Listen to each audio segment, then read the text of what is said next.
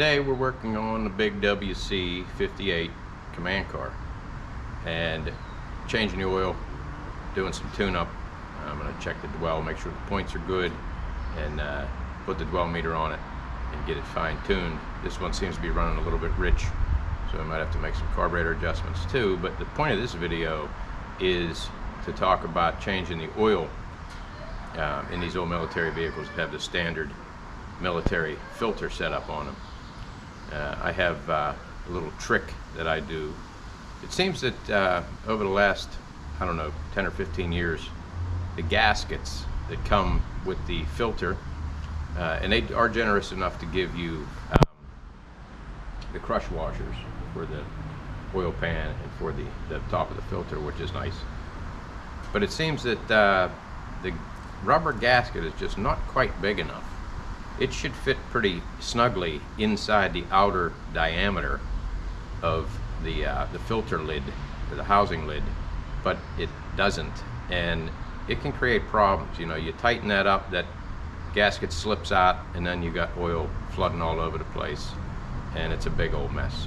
So I'll show you something that I picked up and used to stretch that gasket just a little bit, because it's rubber, and just let it sit on there overnight and it works great.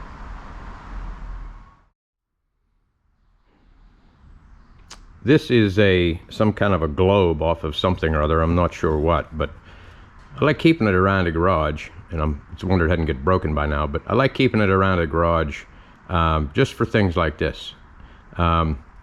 This is the rubber gasket that goes inside the lid of the regular standard military filter, and if you stick that on there overnight, it stretches that out enough that it fits very tightly around the outer diameter of the inside of the lid, and it's much less prone to not be lined up, to not slip out.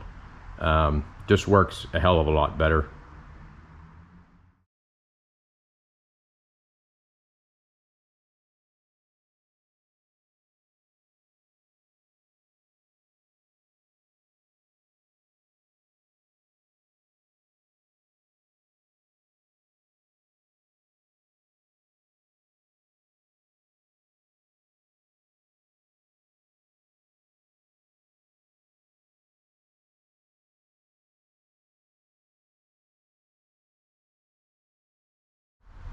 Now what I do is everybody that does any kind of mechanical work, or body work for that matter, should have this. This is commonly found in the body shop, but it's wax and grease remover, and nothing else does what wax and grease remover does. It literally removes all the wax and all the grease and oil from the surfaces.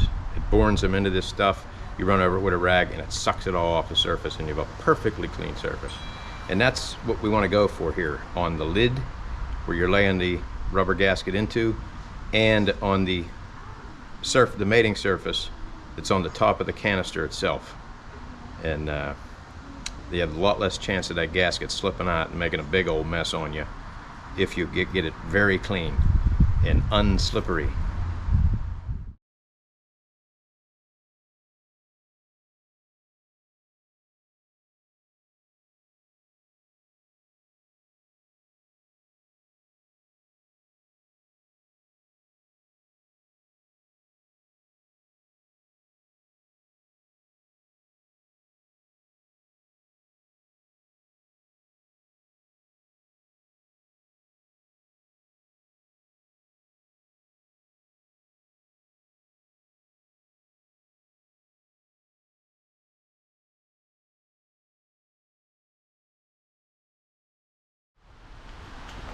Now, I didn't do it in this video just for the purposes of illustrating the gasket situation, but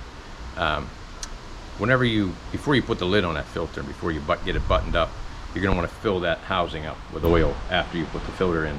Not completely full, but you know, 3/4, half inch, 3/4 or inch and a half from the top.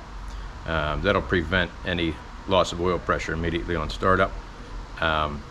Just be careful, you keep that edge nice and clean, so when you put that lid down on there, the gasket ain't trying to slip out on you. That's pretty much it on this one. Next order of business is going to be getting it fine-tuned because it's doing a little putting at idle. Starts easy, but doesn't take fuel very well. It kind of falls on its face whenever you give it gas. So we'll work on that next. Thanks for watching. Don't forget to like, share, and subscribe if you like the video.